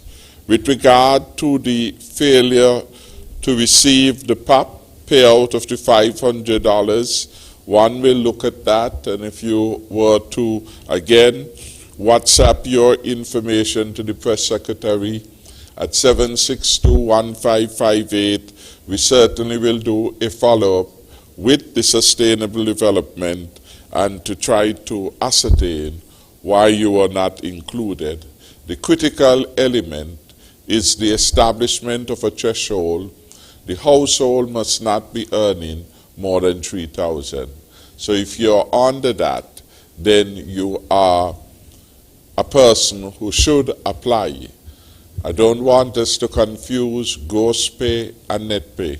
Sometimes there are persons receiving more than $3,000 as their gross pay. The yardstick that we are using is gross pay, not net pay. Net pay are basically largely choice decisions. Sometimes persons would say, I'm only getting $500. You say, how come? Well, by the time they take out for the bank, by the time I pick, this is what I'm left with. That really is not an issue that we could contend with, because that net is a result of conscious decisions you would have made to obtain certain products and services. So we are looking at the gross pay. So we can certainly look into that. The matter of the regrading or reclassification of workers, again, will form part of the reform efforts of the public service. And in due time, as we are doing tonight to come to talk about budgeting and other issues, we will bring a team that will be able to more comprehensively address the specifics of that particular matter. What is in the 2021 budget to ensure that we do not go back to the IMF? We had really a very harsh experience, as most countries in the past would have had, in relation to the IMF. When the country in 2011 thereabout had the extraordinary loan of over $250 million from the IMF, we had certain conditionalities imposed. So, for example, there was a freeze in the payment of salaries. There was a freeze in the payment of increment for some 3 years. There was an 85% increase in electricity bill, a 600% increase in water bills. and we were taxing a wide range of items. The VAT was imposed at 17%. At that time, it was the highest introductory rate of VAT introduced anywhere in the Caribbean. So the consequence of the IMF war, the IMF involvement in our fiscal affairs are in fact very harsh and very difficult. We pledge that we will work hard never to go there, although we are told in life never to say never. We have said it advisedly that we will do all in our power to properly manage the country, avoid deficits as far as is possible and prudent to do so, because there are times in specific circumstances where you have to engage in deficit spending, and that is an appropriate fiscal response having regard to where the country is. So we are working our very best to manage our situations and to do so in such a way that we avoid any draconian conditionality being imposed upon St. Kitts and Nevis by the IMF or any other external entity. We should also bear in mind, as the Accountant General said, that so far St. Kitts and Nevis stands unique as perhaps the only country that has not had to go to borrow money over the last 6 months to be able to continue the functioning of the government. This government has forfeited taxes by moratorium programs, by conscious effort to reduce corporation tax by some 24%, from 33% to 25%, a 50% reduction in the business tax for smaller business designated as unincorporated business. That went from 4% to 2%. All these meant that less inflows would be coming into the government treasury, some as a deliberate action of the government to defer or to reduce the payment of taxes, and others naturally as a consequence of the tightening of cash flows of entities. Then the propensity to pay basically had been reduced substantially. Bucky got it, raised the issue of the release of funds. Again, this is an area we would want to do better. We thank him for that suggestion. This will be a collaboration between line ministries, the Ministry of Finance and the Accountant General. Again, we always want to improve and do the best we can, and we certainly will do. One of the things, though, from the point of view of fiscal management of the cash flow, is that we tend not to want to have high expenditures in the month of January, so early as the year would have started, because we need to receive monies to be able to pay out. And if you come in January with a lot of heavy expenditure, then you would not have the proper timing of resources in for resources going out. And that is why there has been a deliberate policy to refrain from upfronting a lot of expenditures in January. But we want to have efficiency, and we want to have satisfaction from those who will sell or provide services to the government, and so we will look at that. The matter of home building is a critical part of the Team Unity's government philosophy, and we have said in the past that we will offer a variety of housing solutions. 400 plus homes were built in the last term by the NHC. We had over 2,000 plus persons who had their homes renovated, their roof repairs, or new units in exceptional circumstances being built. That so far has been the largest response of any government in a lifetime to the dilemma and the difficulties posed by hurricanes in 2017, Irma, and Maria. So we will do what we can, starting the build-out of the program next year. through the NHC, through Development Bank, and of course the government has a program where considerable concessions are being granted to any person who is, or any citizen who is a first-time home builder. So if you are building a home for the first time, whether or not you work with the government, you can claim benefits through the Ministry of Finance for concessions and duties and associated taxes associated with the building program. So far for the year, we have had, I think, by last record, over 600 applications that have been approved. So it's a significant savings that could bring a significant reduction in your mortgage payment if you were to have your materials, of course, duty-free. And so this is an additional support which is available to interested persons. The female caller from Sandy Point didn't give her name, but she did mention the accident in Old Road on the 21st of August. We take note of that. The position really is not so much to see the Prime Minister on this one, but if you had been working at least for 13 weeks, you ought to qualify for Social Security benefits, which may well be sickness benefit, and we will encourage you to claim that. Then there may be assistance you can have from the Government Social Development and Gender Affairs Department. We will encourage you to pursue those, and our Press Secretary, Ms. Grant, will certainly assist.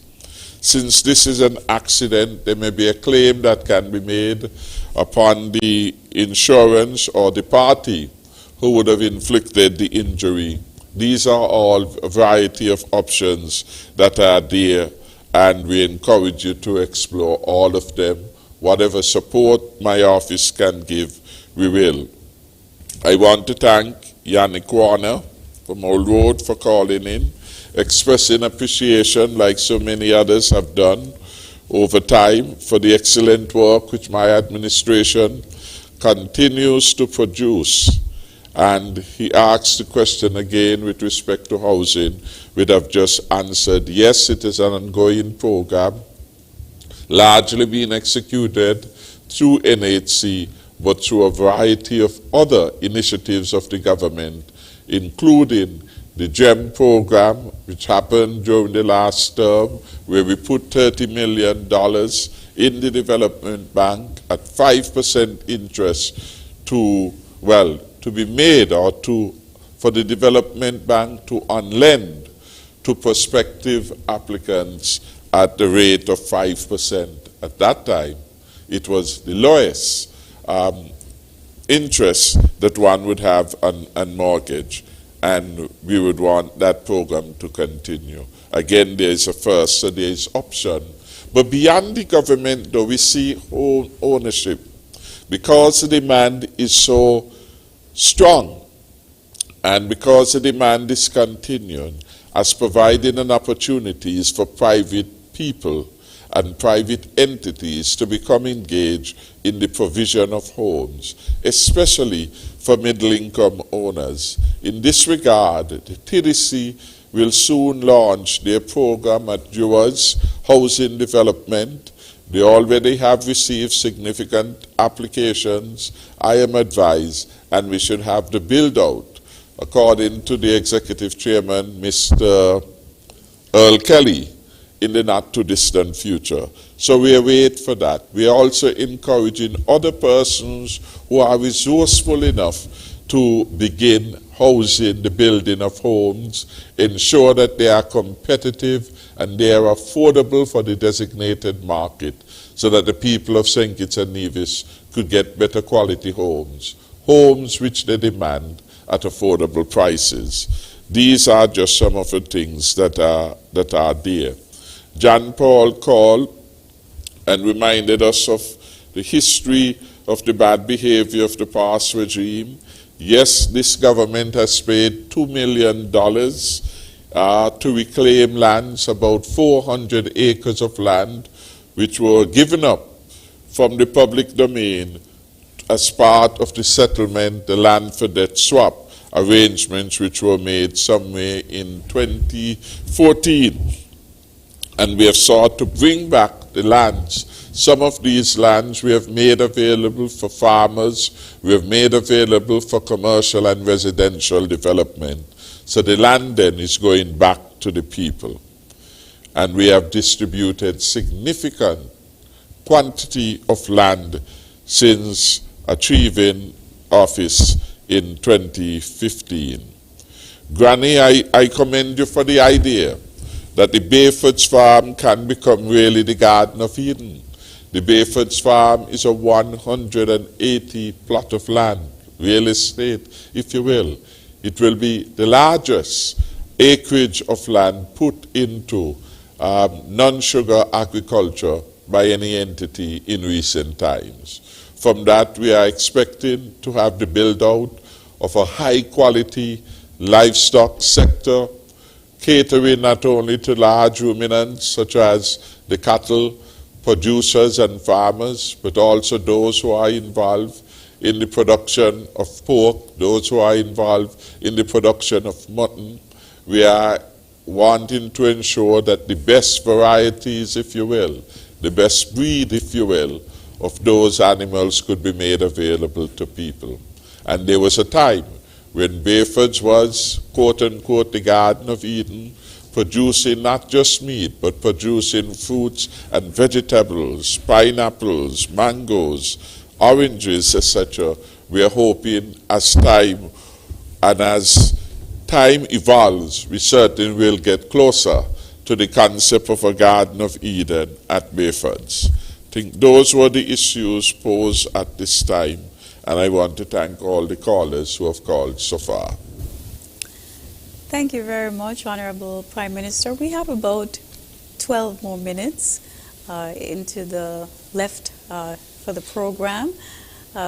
I'd like to end the show around 10 o'clock or so, because the Prime Minister, the Honorable Prime Minister, and the Accountant General, Mr. Levi Bradshaw, have had quite a hectic schedule since the start of the week. And tomorrow morning, the 2021 Budget Estimates Committee meetings continue tomorrow, and they will go into Thursday. So it's been quite a hectic schedule. So before I take a break and come back and have closing remarks, I'd like to mention a few questions came in on WhatsApp and online.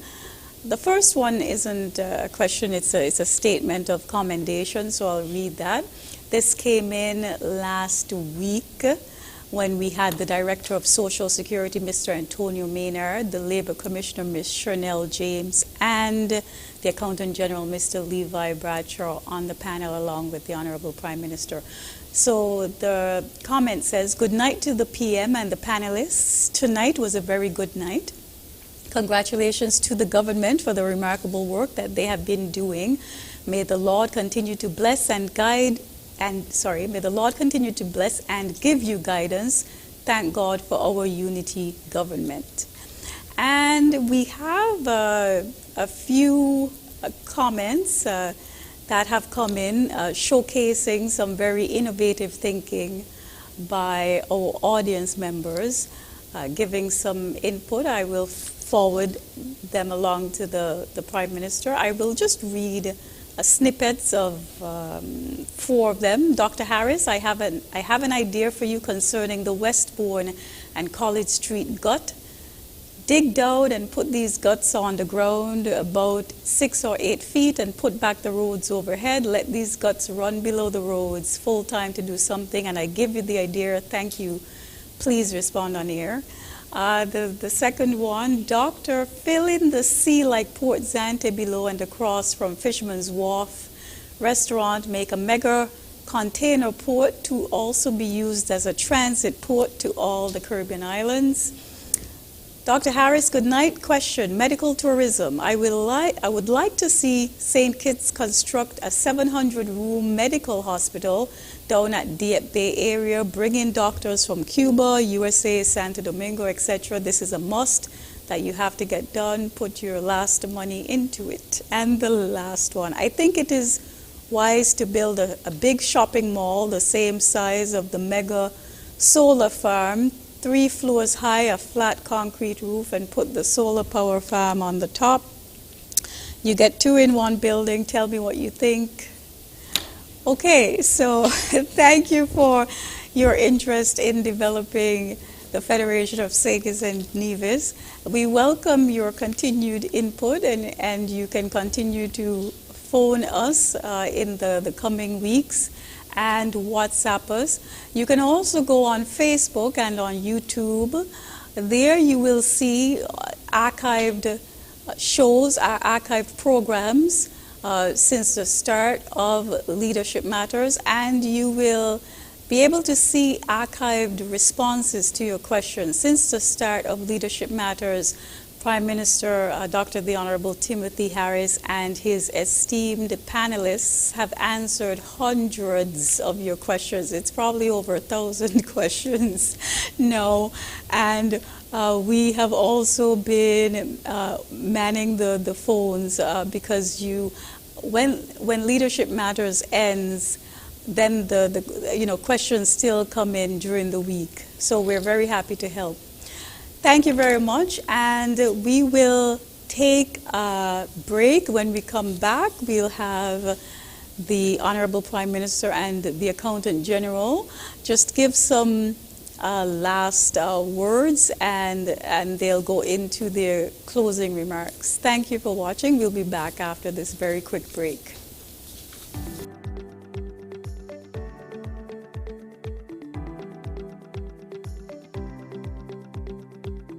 We are all in this together. And we all have a part to play to keep our island COVID-free. Play your part and stay safe and healthy. Our borders will soon be reopened. Get ready.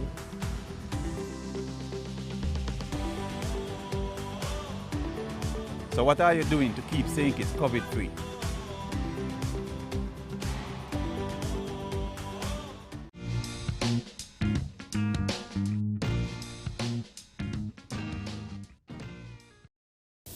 Welcome back to Leadership Matters. We have about 5 or 6 minutes left in the program. Thank you again for watching.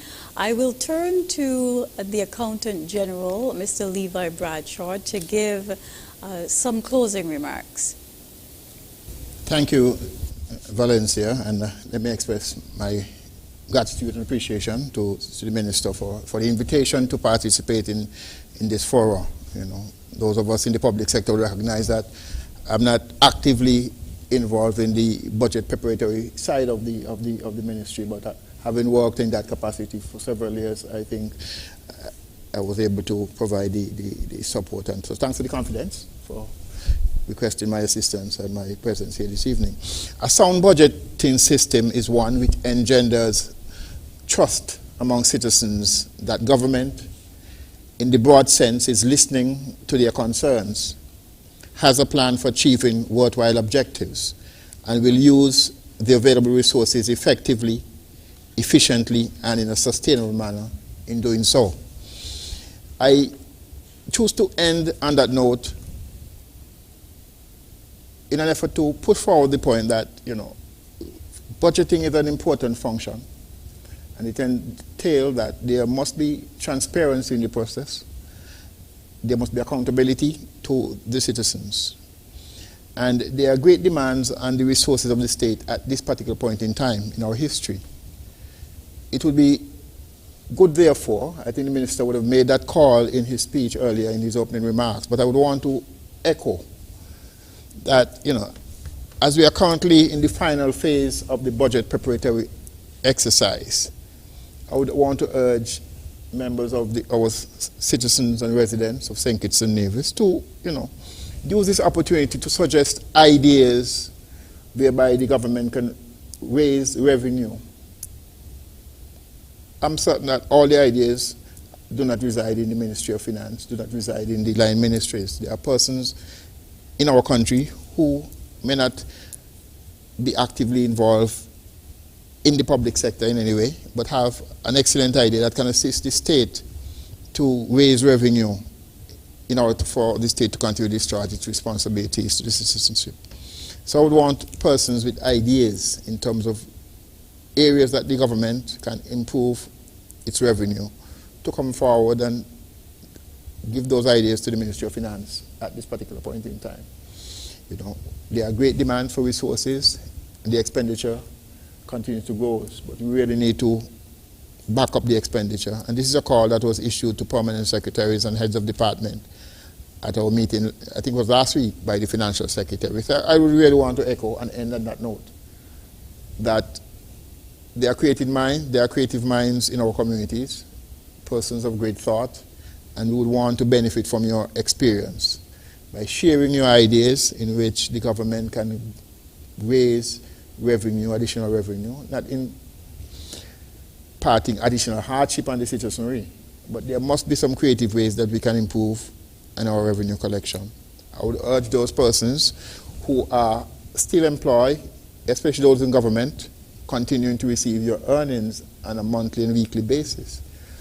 That, to my mind, there is absolutely no reason why you ought not to be current in the payments of your utilities and your various taxes to the country, recognizing that a large number of our citizens are currently unemployed. Those of us who are still employed should continue to meet our obligations. I thank you very much for this opportunity. Thank you very much, Mr. Accountant General. So yes, we have discussed the 2021 budget estimates committee meetings, which will which have been taking place since Monday, and will extend into the week up until Thursday. And then on Thursday afternoon, as I said during my opening statement, the Honorable Prime Minister will then go to the 17th annual Help a Child program this coming Thursday at Mount Carmel Baptist Church in Borio. So 17 years ago, Dr. the Honorable Timothy Harris founded the Help a Child Primary School Scholarship Program to assist children from constituency number 7, Bellevue to Otley's, and these students show academic potential and financial need. Over the years, more than 700 recipients have benefited from Dr. Harris's scholarship program. It has extended to Cotton Thomas and other schools to help where his constituents attend. So if his constituents attend certain schools outside of the constituency, they are still eligible once they demonstrate academic potential and financial need. These students have each received $500 bursaries, resulting in more than $350,000 being awarded to date. This year's Help a Child program will start at 5 p.m. on Thursday under the distinguished patronage of Dr. the Honorable Timothy Harris. So if you'd like to see the Prime Minister and give him your commendations and just support him and the close to 100 students who will receive their financial awards this Thursday, we welcome you to, we invite you to this program. If you can't attend, it will be streamed live on ZIZ's social media platforms, so you're also welcome to tune in. So with that said, I will turn to the Honorable Prime Minister to make his closing remarks. Thank you very much, Val, for presiding again over another informative session of Leadership Matters. And I owe a debt of gratitude to our Accountant General, who is an experienced veteran in budgetary matters, having served as a senior officer in the Ministry of Finance at the rank of a permanent secretary in his capacity as Accountant General. He has been involved, so he knows the ins and outs. Indeed, critical to the budgetary process, you would have heard in his opening remarks, is the role which the Accountant General plays, both in pre and in the follow-up activity, since he is the entity authorized to proceed to have monies being paid with respect to government procurements. He spoke about the issue of the general warrants and all of those other particulars of the financial management arrangement for which the Accountant General is a key functionary and has the authority to proceed basically based on the appropriation warrant and the associated other documents which comes after the budget would have been debated, to act and to ensure payments happen in a timely manner.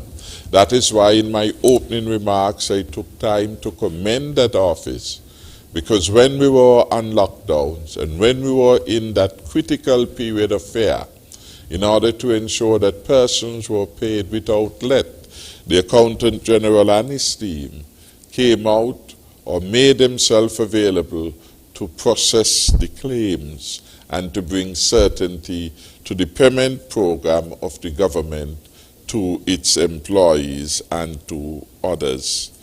The national budget in the life of the country is an important one. And everywhere the budget debate is considered a confidence vote on the government. In the Westminster parliamentary model of democracy, the failure to pass a budget is considered to be equivalent of a vote of no confidence. Because without the resources having been approved, it becomes difficult for the government to pursue transactions, as there is no legitimate basis for making payments, save for those expenditures which fall naturally because they are determined by way of the Constitution. Payment, for example, for certain public officers and critical posts. So it is critical. The budget has to be seen as one of the tools available to the government to direct, to guide and guide developments in the country, to determine where the scarce resources will go and why they should go there. Is part of the process of public accountability and part of what is forced in the debate on the budget. Then we have to see it as part of the accountability, and in a major way critical to the accountability program of the government is to account for every dollar spent. Unlike what may be said from time to time, every dollar that is spent by the government is recorded in the accounts of the government. And the accounts of the government are audited every year. The Constitution requires that the Director of Audit should audit them within, I think, a 9-month window, so that by September, the Director of Audit should have available the accounts. And those accounts, well, that is the audited statement on the public accounts. Those accounts should be submitted at the most convenient time, soonest after their presentation to the Minister of Finance. By convention, the audit report, the statement of the public accounts are all laid in the Parliament on the day of the budget. So everyone goes knowing what is happening in government. The budget spells out in very detailed way every cent that accrues to every officer of the government, every cent that is paid to every parliamentarian in the government. So by and large, if one understands and if one cares to look at the document, there really is no government secret. Indeed, the report of the Director of Audit has been very comprehensive in recent times and a significant improvement over what had happened and what had been presented before. There is no absence of information about the government. And again, that shows that we are committed to the highest standard of accountability. Not only do we share our information with the public of St. Kitts and Nevis, we are obliged to provide our reports to the World Bank, to the CDB, to the ECCB, etc. So there are multiple stakeholders with interest in the budget and in the outcomes pertaining to the budgetary action. Again, the budget can be seen as a scorecard, how we are doing. In the context of St. Kitts and Nevis, we could take tremendous pride that this small country has been the best managed small island state. Every year, we presented a budget that resulted in surplus and 3 critical indicators that are evaluated by persons, the World Bank, the IMF, the CDB. That is our recurrent account in surplus, our overall account in surplus, and our primary accounts are in surplus, reflecting the capacity of the government to service its debts. We have done an excellent job. When COVID-19 came our way, late March of this year, St. Kitts and Nevis had the strongest reserve of any member state of the region. This is a remarkable achievement for the smallest independent state within the hemisphere. It is a remarkable achievement that notwithstanding the crucial body blows which COVID-19 has given to every country around the world, St. Kitts and Nevis has been able, because we had saved for the proverbial rainy day, we have been able to use our savings to keep us going, to provide a stimulus package which to date is still the largest and the best to be made available to the people of St. Kitts and Nevis, to engage to the central bank in the provision of support to those who hold mortgages with financial institutions, so that in St. Kitts and Nevis, mortgages totaling $400+ million owned by over 2,000 people have benefited from a waiver. The last initiative that we have been able to get to the central bank was to have the moratorium and the payment of interest be extended for an additional 12 months to take us all the way to October 2021. What a remarkable thing to have achieved in the smallest region of the world.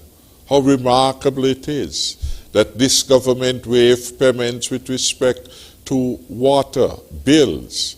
How remarkable it is that you don't have to worry about paying your electricity bill for a 6-month period, because your caring team, Unity Government, addressed that. We are there with you. We are in the alleyways, in the byways. We are listening attentively. Not only listening, we are responding to the felt needs of the people. So the people of St. Kitts and Nevis can have every confidence. As we did since the onslaught of COVID-19, we have very carefully, deliberately taken actions that would keep the people of St. Kitts and Nevis safe. We have put your life first. Keeping you safe is still our #1 priority as we open our borders imminently on the 31st of October. You would have heard the press secretary indicated the flight schedules of American Airlines and British Airways. So as we open, we are going to get a number of flights coming in, and the frequency will improve and increase over time. We want our people to be reminded that there is no vaccine yet available to us, and therefore we must do all in our power to protect ourselves by following the health protocols. Wearing your mask in public, frequent hand hygiene, social and physical distancing, are the three most critical elements that the science so far has revealed would keep us safe in the absence of vaccine.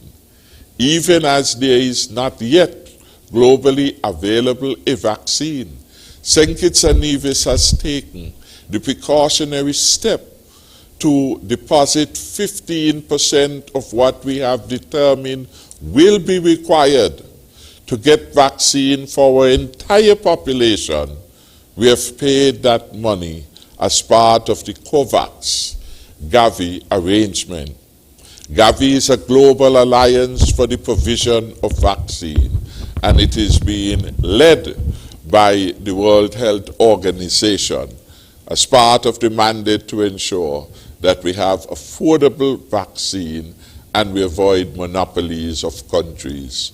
So way in advance, the smallest country in the region has put down money to ensure that when vaccines becomes available in this part of the hemisphere, St. Kitts and Nevis will not be left out. These are all significant developments in which we are participating, and all for the benefit of the people of St. Kitts and Nevis. I want to reaffirm our commitment, my commitment as a leader of the federal government, to ensure that all persons on St. Kitts and Nevis are treated fairly, that they are kept safe and secure, even at these difficult times. As we are encouraged to learn to live with COVID-19, I want to remind us to be the best that we can be every day, so that St. Kitts and Nevis can truly be the Garden of Eden. Again, thanks to all of you for participating one way or the other tonight in this program. And thank you, and we look forward to your participation again next week, Tuesday. Until such time and beyond, may God continue to bless the people of St. Kitts and Nevis and keep us safe. Thank you, Val. Thank you very much, Honorable Prime Minister. And we thank all of you for spending another Tuesday night with us. I've been told by the producers that after the program, they will put up some key takeaways, key points coming out of tonight's leadership matters. So as soon as we're done, just keep watching and you'll see those points up on your screen. Thank you. Good night.